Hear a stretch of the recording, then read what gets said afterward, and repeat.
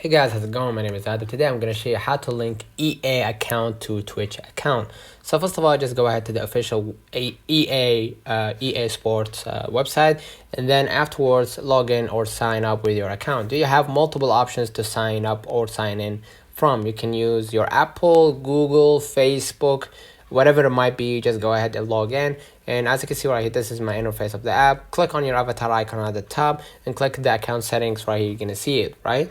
And what I'm gonna do here, I'm gonna just go ahead and click connections, and you're gonna see right here PlayStation Network, Xbox Live, Steam, Discord, Amazon, Google, Facebook, and here you're gonna see, if we zoomed in, the Twitch account. Now what I'm gonna do, I'm gonna just go ahead and hit link, basically follow the instructions of logging in with your account on EA. Basically allow the authorization to manage your account from Twitch to EA and something like that.